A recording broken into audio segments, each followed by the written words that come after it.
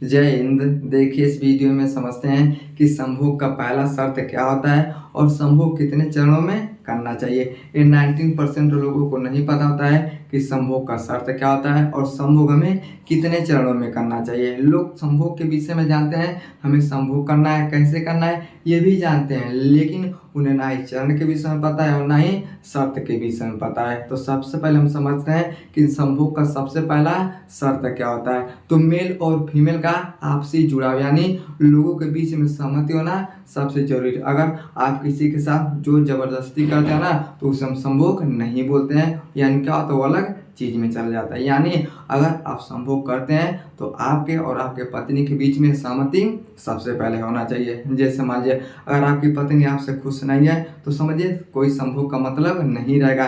चाहे आप अपनी पत्नी से खुश नहीं है तब भी आपके संभोग के लिए कोई मतलब नहीं निकलता है। तो संभोग का मतलब कब निकलता है, संभोग का शर्त कब पूरा होता है, जब दोनों के बीच में आपसी सहमति होना चाहिए। अगर दोनों सहमत हैं संभोग के लिए तो समझिए कि आपका संभोग अच्छा होगा। समझ गया। और दूसरा शर्त क्या होता है, अगर जैसे मान लीजिए कोई भी लड़की है, अगर वो बच्चा नहीं पैदा करना चाहती है, 2 साल के बाद चाहती है, 3 साल के बाद चाहती है, लेकिन आप उसके साथ जोर जबरदस्ती करते हैं, संभोग के लिए जोर जबरदस्ती करते हैं, बच्चे के लिए जबरदस्ती करते हैं, तो ये भी शर्त क्या होता है, गलत हो जाता है। अगर जब लड़की का सहमति नहीं है तो आपका भी सहमति नहीं होना चाहिए। अगर महिला चाहती है कि उसके पास बच्चे हो, संतान हो, तो ये दूसरा शर्त होता है। तो आपको क्या करना चाहिए, अगर लड़की सहमत नहीं है तो आपको क्या करना पड़ेगा, तो कंडोम का प्रयोग करना पड़ेगा, यानी प्रोटेक्शन का जरूरत होता है। तो अगर दोनों के बीच में अगर आपसी सहमति अच्छा है तब तो ठीक है, लेकिन अगर आपसी सहमति नहीं है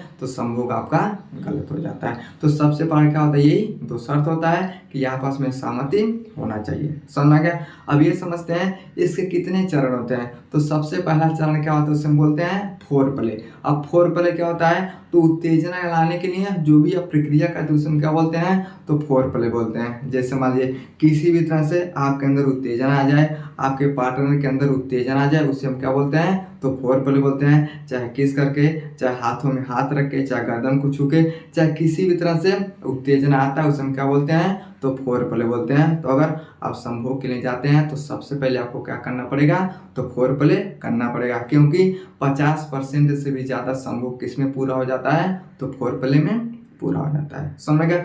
अब दूसरा क्या होता है, उसे हम बोलते हैं तो सेक्स बोलते हैं, यानी फोर प्ले करने के बाद आपको क्या करना है, तो सेक्स करना है। सेक्स आप किसी भी तरह से कर सकते हैं। लेकिन तीसरा क्या होता है, आफ्टर प्ले होता है। यानी आफ्टर प्ले का मतलब क्या होता है कि जैसे मान लीजिए लोग क्या करते हैं, जैसे संभोग करते हैं दूरी क्या करते हैं, बना लेते हैं। अगर एक ही बेड पे रहते हैं तो क्या होते हैं, अलग अलग हो जाते हैं। तो इस तरह से आपको नहीं करना है। संभोग करने के बाद आपको लगभग 10 से 15 मिनट क्या करना है, आपस में बातचीत करना है। इसे हम क्या बोलते हैं, आफ्टर प्ले। यानी सेक्स के बाद क्या होता है, तो आफ्टर प्ले होता है। सेक्स से पहले क्या होता है, तो फोर प्ले होता है। तो फोर प्ले सबसे क्या होता है, संभोग का सबसे बड़ा प्रक्रिया करते हैं उसे हम क्या बोलते हैं, फोर प्ले बोलते हैं। और 50% सेक्स का होता है तो फोर प्ले में ही हो जाता है। समझ में गया। आई होप आपको समझ में आएगा कि सेक्स का शर्त क्या होता है और सेक्स कितने चरणों में किया जाता है। तो सेक्स कितने चरणों में किया जाता है, तो 3 चरणों में। समझ में गया। आई होप आपको समझ में आया होगा। समझ में आ गया तो वीडियो को लाइक शेयर सब्सक्राइब जरूर करें। मिलते हैं अगले वीडियो में,